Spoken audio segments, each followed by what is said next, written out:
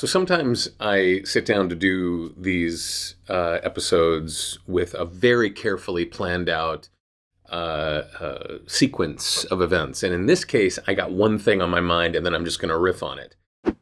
Be very, very, very careful of the stories that you tell yourself. I'll explain what I'm talking about coming up next in this episode of the VO Heroes podcast.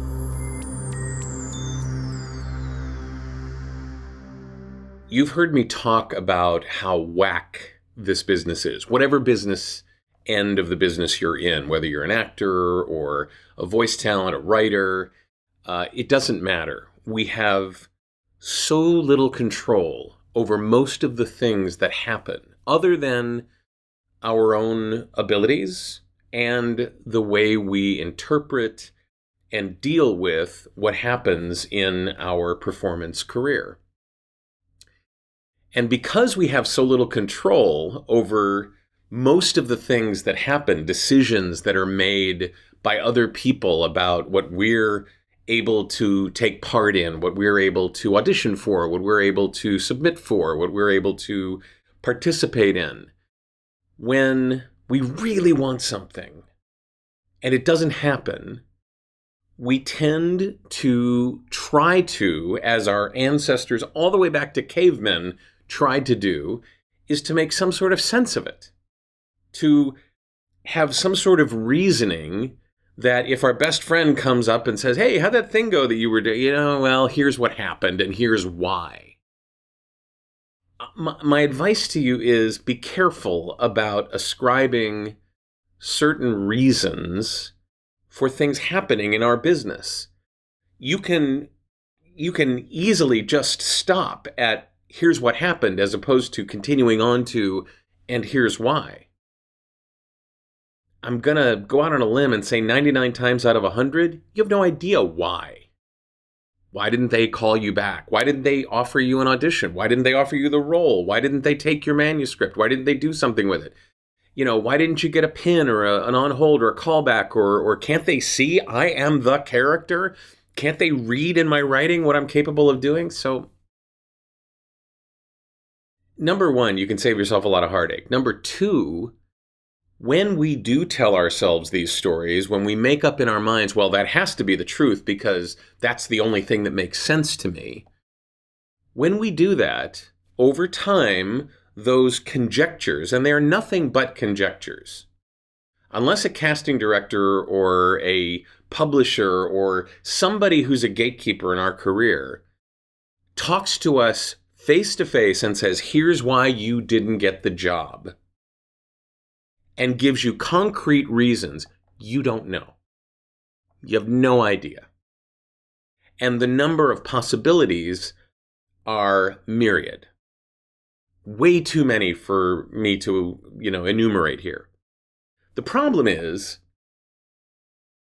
we start to tell ourselves these stories, and because we tell these stories more than once, maybe dozens of times, I didn't get that role on, Game of Thrones because whatever.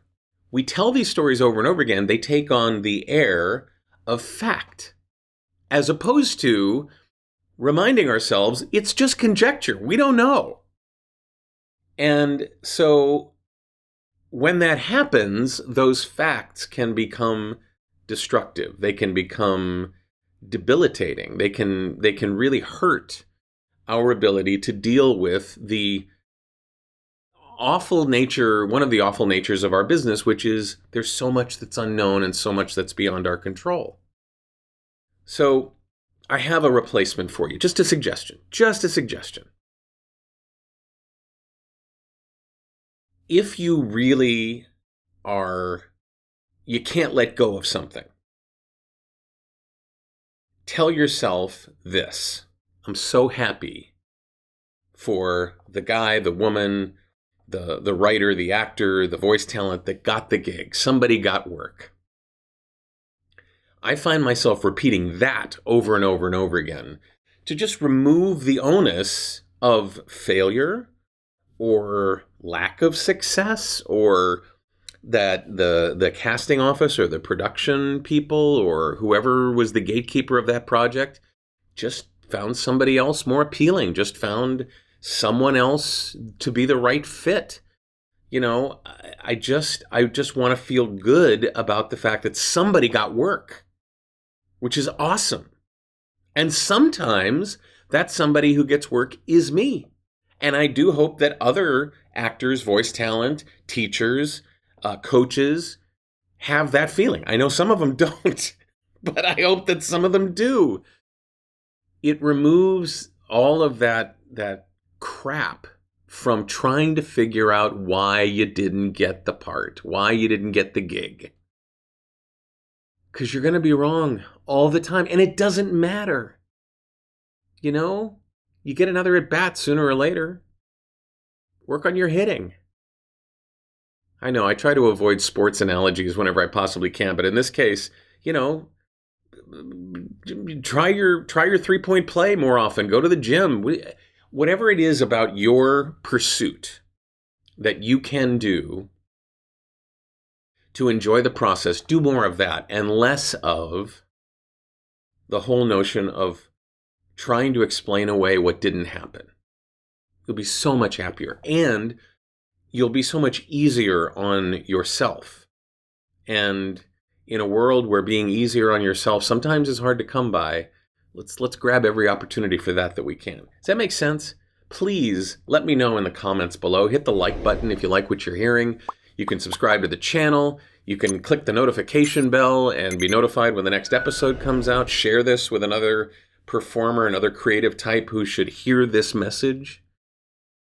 I'm David H. Lawrence the 17th. I thank you so much for watching and for listening, and I will see you in the next episode.